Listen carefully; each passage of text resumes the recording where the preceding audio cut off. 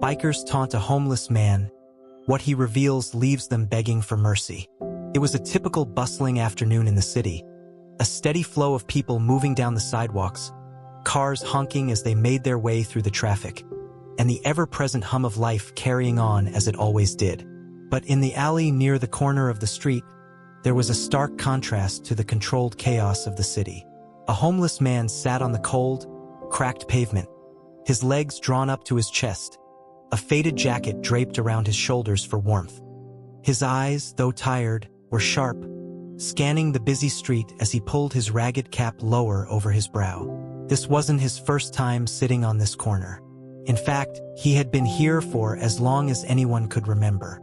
The same rough patch of pavement, the same corner where the street met the alley, and the same quiet observation of the world around him. To most people, he was invisible. Just another face in the crowd that barely registered as they passed by, too preoccupied with their own lives to notice him. But today was different. As the man sat there, lost in his thoughts, a group of bikers roared down the street, their motorcycles vibrating the air. The rumble of their engines grew louder as they approached the corner, and the homeless man shifted slightly, preparing himself for what he knew would come next. The bikers were never a welcoming sight. Aggressive and loud, they enjoyed asserting their dominance over the streets and anyone who dared to challenge their presence. The group of bikers, 6 in total, slowed their motorcycles as they pulled up to the curb near the homeless man. The leader, a tall man with a thick beard and a menacing glare, was the first to dismount, the others following suit. The leader looked down at the man sitting on the pavement, his eyes scanning him with disdain. Well, what do we have here?" the leader sneered, kicking the discarded soda can next to the homeless man. "A little lost soul looking for a handout?" The homeless man didn't react. He didn't even flinch at the mockery. His eyes stayed fixed ahead, but his posture shifted slightly as though he was preparing for the inevitable. The bikers had a way of making people feel small, insignificant. It was their sport, their game, and they enjoyed every second of it. One of the other bikers, a younger man with a cocky smirk, crouched down in front of the homeless man. "You know, you're not even worth our time," he said, his voice dripping with mockery. "What do you want? A few spare coins, a little pity?" The homeless man remained silent, his gaze unwavering as he looked up at the biker.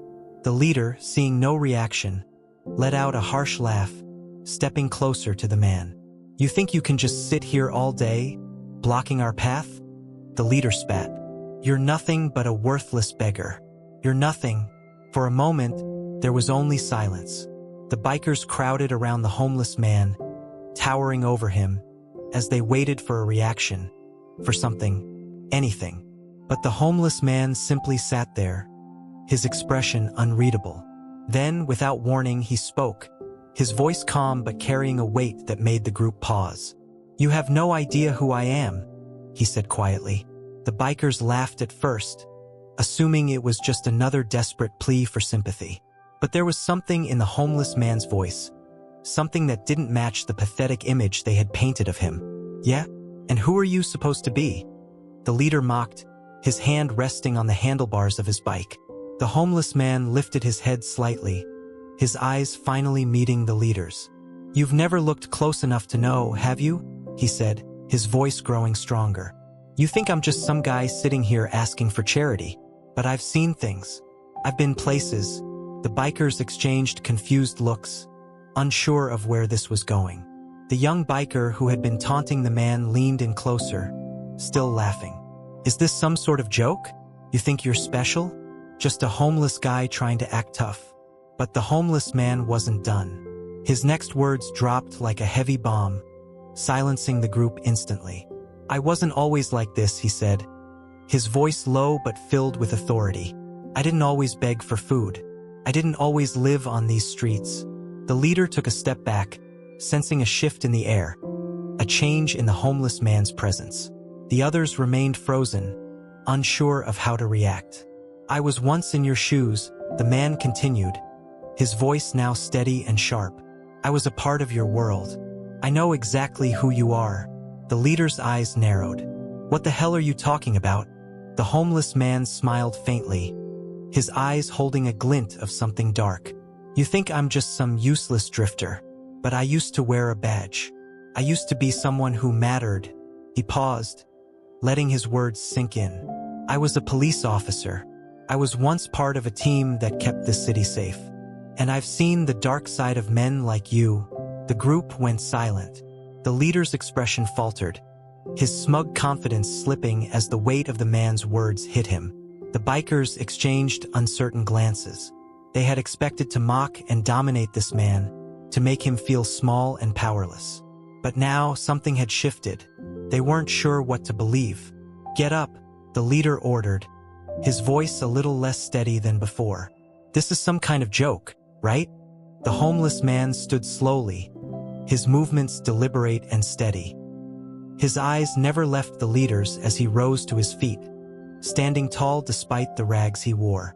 He took a deep breath, his chest rising, and for the first time, the bikers saw something else in him.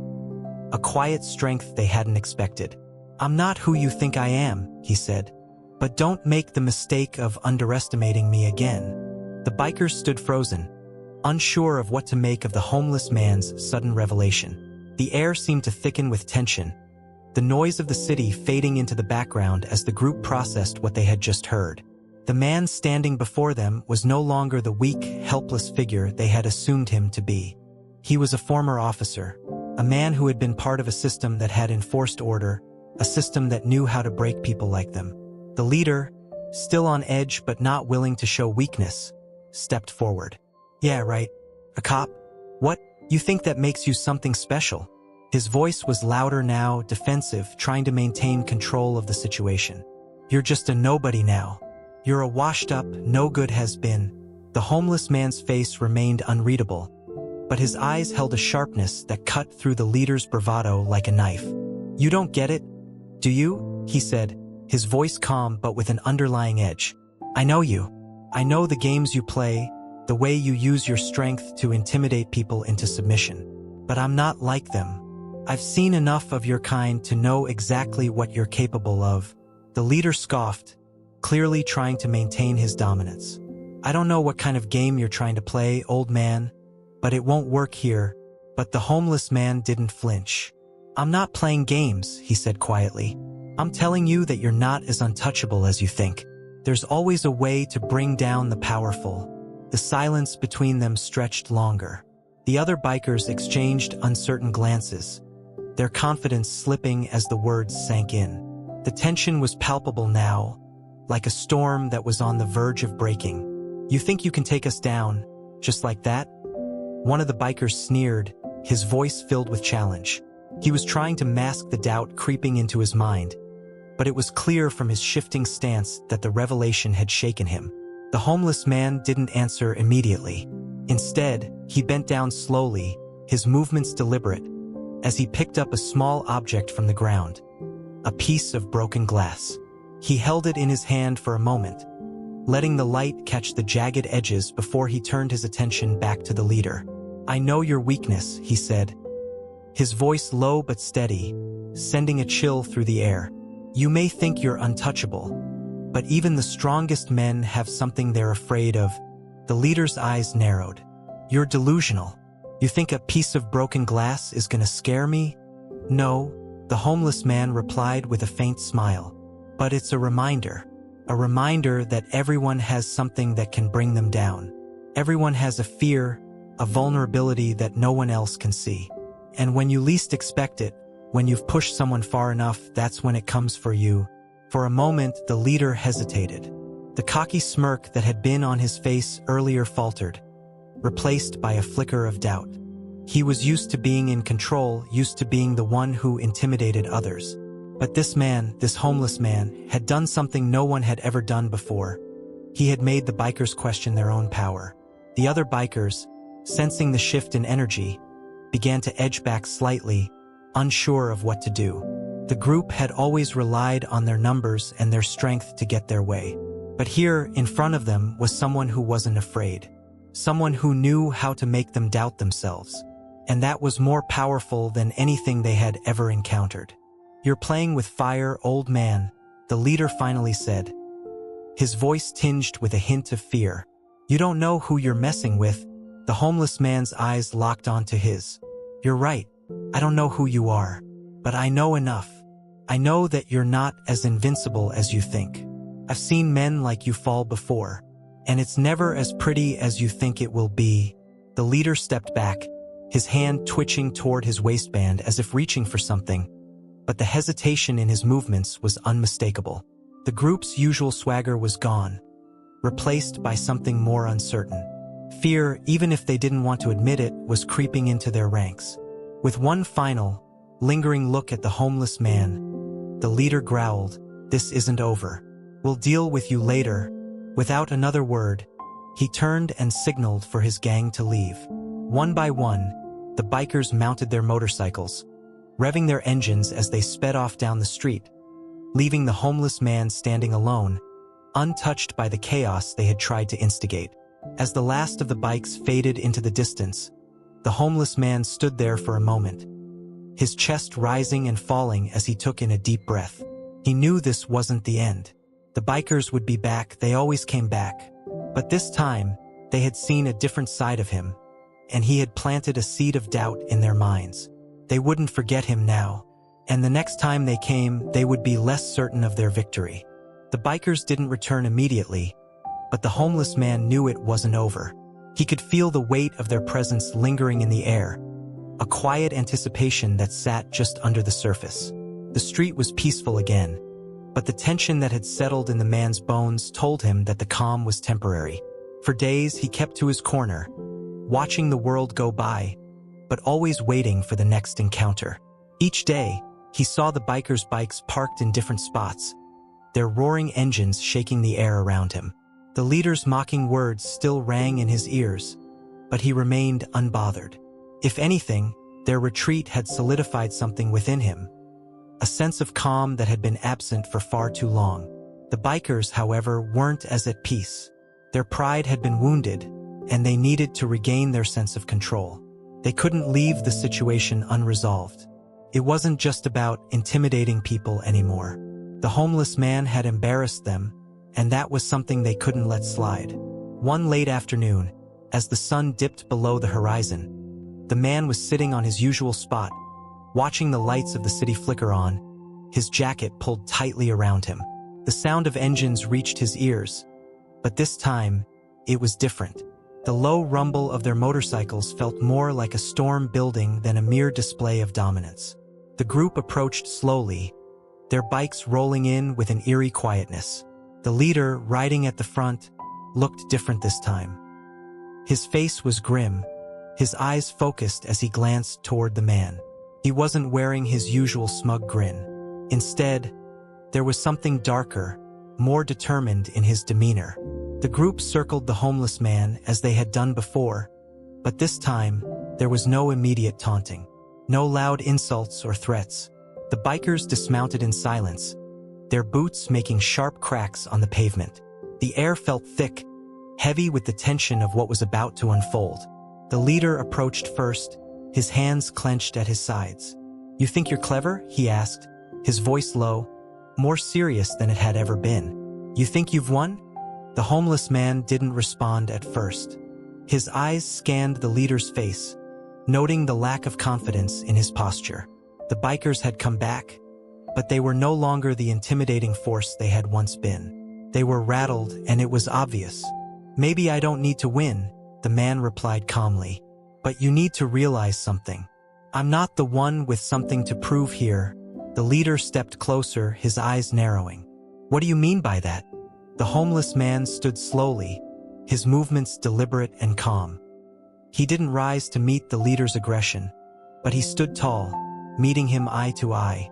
There was no fear in his stance, no hesitation in his movements. Just a quiet resolve that seemed to fill the space between them. "I've had my fair share of struggles," he said, his voice steady. "But you don't get to dictate who I am. You don't get to push people around because you think you can. That ends now." The leader scoffed. "And what are you going to do about it? You think you can take all of us on?" The homeless man shook his head, his gaze unwavering. "No, but you're not as invincible as you think." The group of bikers watched in silence. The leader, now growing frustrated, looked toward his men, as if waiting for them to make a move. But something had shifted.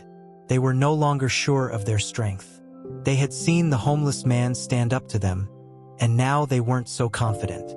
They exchanged uneasy glances, unsure of whether to continue. "I think you're starting to understand," the homeless man said, his voice cool and composed. "You've underestimated me, and it's going to cost you." The leader stepped back, his expression faltering as he realized the situation was slipping out of his control. The other bikers were starting to back away slightly, their uncertainty growing. Suddenly, the homeless man spoke again, his words cutting through the air like a sharp blade. "You see, I'm not here to play your games. You came here thinking you could scare me, thinking you could intimidate me into submission. But I've seen worse. I've been through worse. And I'm still standing." The bikers were still, the weight of his words sinking in. The man wasn't just speaking about the physical encounters. They could sense the depth of his history, the experiences that had shaped him into someone who couldn't be easily broken. "Get out of here," the man said, his voice now commanding, "before I make you regret ever coming back." The leader hesitated, his fists clenched, but the flicker of fear in his eyes was undeniable. His men were shifting uncomfortably, and one by one, they looked away. The intimidation they had relied on wasn't working. The homeless man had cracked their facade, exposed their weakness. The leader's face twisted with frustration, but it was clear he knew he couldn't win this battle, not without risking more than he was willing to lose. He turned on his heel, nodding for the others to follow. Without a word, the bikers mounted their motorcycles and revved their engines. The sound of the bikes growing louder seemed to signal their retreat, but this time, it was different. The sound didn't carry the same sense of power. It sounded more like an escape. As they rode off into the distance, the homeless man watched them go, his posture relaxed but his mind sharp. The battle was over for now. The bikers had been forced to back down, their arrogance shattered by a man they had underestimated. He turned back toward the street, his expression calm once again. This was far from over, but for the first time in a long time he felt in control. The days that followed the bikers' retreat were filled with a strange quiet. The homeless man returned to his corner, but this time, something was different. He wasn't just another part of the city's forgotten. He stood there with purpose, as if everything around him had changed. The people who passed by no longer saw just a homeless man. They saw someone who had been underestimated, someone who had shown strength in the face of adversity. But he knew the bikers weren't gone for good. He could feel the weight of their pride simmering, and pride was something men like them didn't take lightly. They would come back, and when they did, it would be with a vengeance. Sure enough, it was only a matter of time before the rumble of motorcycles cut through the stillness of the evening. The homeless man didn't flinch as the sound drew nearer. He knew this moment was inevitable. The bikers, bruised and battered from their last encounter, had regrouped. They were coming to finish what they started. The group of bikers appeared once more on the horizon, their engines shaking the street, louder and more aggressive than before. This time, they didn't slow down. They roared into the area with the full intent of asserting their dominance, as if the world had forgotten who they were. They were ready to reclaim their power, to put the homeless man back in his place. As the bikes skidded to a halt, the leader dismounted with purpose. His eyes were steely, his fists clenched. There was no more mockery in his voice. This time, he meant business. "You really thought you could scare us off? Huh?" he growled, his voice low and threatening. "You made a big mistake." The homeless man, still seated on his corner, didn't rise to meet them. He remained calm, watching as the bikers surrounded him once more. The leader moved closer, towering over him with his shadow falling heavy across the ground. The homeless man's gaze was unshaken. "You keep making that mistake coming back here. I told you it's over." The leader sneered, his hand hovering near the waistband of his jacket. "You don't get to make the rules. We own this street, and you're nothing but a nobody." For the first time, the homeless man stood slowly, methodically. He didn't rise in a hurry, didn't need to. The movement itself was enough to silence the air. He stood tall, locking eyes with the leader, no fear, no hesitation. "I've seen the way you operate," the man said, his voice still calm but heavy with meaning. "You pick on the weak, on those who can't fight back.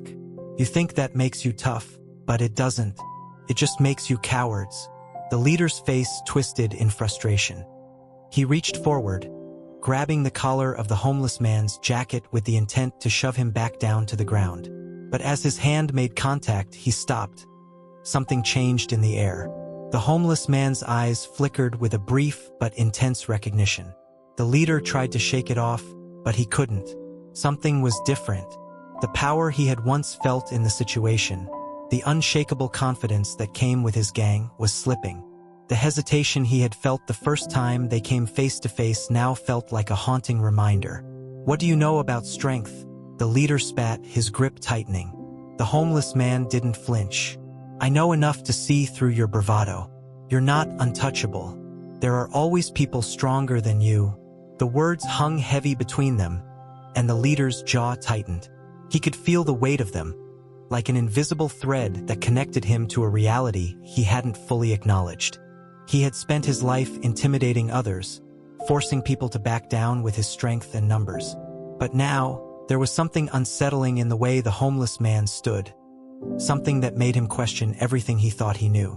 He pulled his hand back, a slight tremor in his fingers. "We're not finished here," he growled, signaling his men to close in. But instead of retreating, the homeless man stepped forward, his presence unyielding. "You already lost," he said softly. "Not because you didn't have the power to hurt me. You lost because you can't see that I'm already stronger than you in ways you'll never understand." The bikers exchanged uncomfortable glances. They could see it now. This wasn't a fight they could win with their usual tactics. They had underestimated him again. They had no idea what they were up against. "Leave," the homeless man said, his voice now carrying the weight of authority. The leader's frustration boiled over, and for a moment, it seemed like he might lash out. But something in the man's eyes made him pause. The fear was real now, silent, but undeniable. With a final, bitter look at the homeless man, the leader backed off. He motioned for his gang to leave, and without a word, they turned and began to walk away. The engines revved, louder this time as they peeled off, the sound of the bikes cutting through the tension like a knife. The homeless man didn't move. He watched them go, his posture still tall, his presence lingering in the air like a force field. This time, it wasn't just the bikers who were leaving. It was their illusion of power that had been shattered. The street was quiet once more, but the man could feel the shift. The power had already changed hands. The bikes had disappeared down the street, their engines slowly fading into the distance, leaving the homeless man standing alone on his corner. The silence that followed felt almost unreal, a stark contrast to the chaos of the last few moments. It was quiet now, but the weight of the encounter hung in the air. The bikers were gone, but their retreat wasn't a victory, it was a shift that had changed everything. The homeless man stood there for a long moment, his thoughts swirling in the calm aftermath. He wasn't sure where to go from here, but something told him that this wasn't just about the bikers anymore. It was about something bigger. It was about his place in this world, and how he had reclaimed it in a way that no one had expected. But just as he began to turn back to his spot, he felt a presence behind him. A quiet but unmistakable shift in the air. He turned, expecting it to be another passerby or perhaps someone else from the street, but instead, he saw the same man who had watched him earlier, the one who had been there when the bikers first appeared, the one who had said he knew the games they played. The man stepped forward with a purpose in his stride, but there was something different in his demeanor now. There was no hesitation, no mystery in his movements. This time, he wasn't a stranger. He wasn't an outsider. "You did well," the man said, his voice now calm but sincere, his eyes studying the homeless man closely. The homeless man nodded, unsure of how to respond at first. But the words came naturally. "I didn't want this fight. I just wanted them to leave me alone." The man chuckled softly, taking another step forward. "That's the thing with people like them. They don't leave you alone unless you make them. And you did that, didn't you?" The homeless man looked up at him, his brow furrowing slightly. "Who are you, really? And why do you keep showing up?" The man's expression softened as he exhaled deeply. He looked at the homeless man for a moment, as if considering how to answer.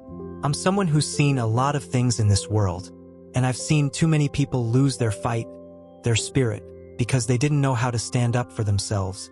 The homeless man's confusion grew. "And what does that have to do with me?" The stranger looked into his eyes and took a deep breath. "You're not just a homeless man. I can see that now. You've been through things that most people can't imagine. You're not just a victim of the street. You're someone who knows how to survive." The words hung between them like a heavy truth, and the homeless man found himself at a loss for words. He had never thought of himself in that way, not as someone who could inspire, not as someone who had any power over his own life. "I used to be someone," the homeless man said quietly, his voice barely above a whisper. "Before all of this, I had a family, a job. I was someone who mattered." The stranger nodded, understanding. "And that's what the bikers never understood. They thought you were just a man down on his luck. They thought you were nothing, but you're not. And you know what? They'll never forget this." The homeless man sighed, his eyes dropping to the pavement beneath him. "I don't even know where to go from here.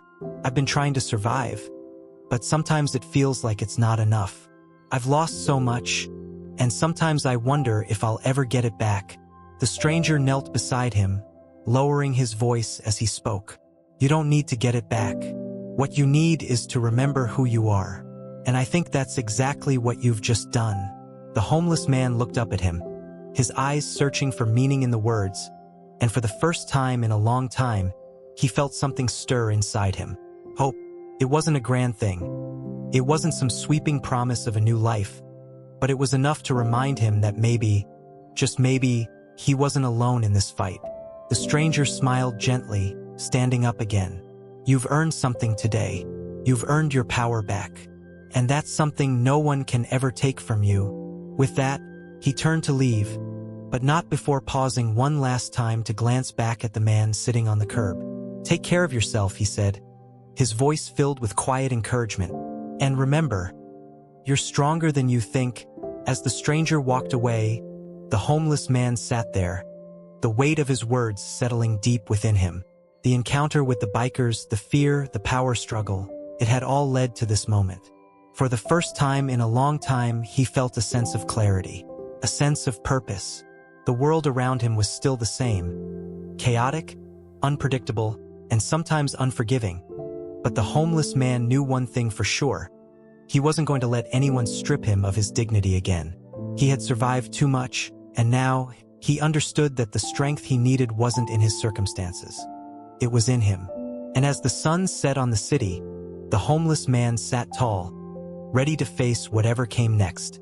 For the first time in a long time, he wasn't just surviving. He was living,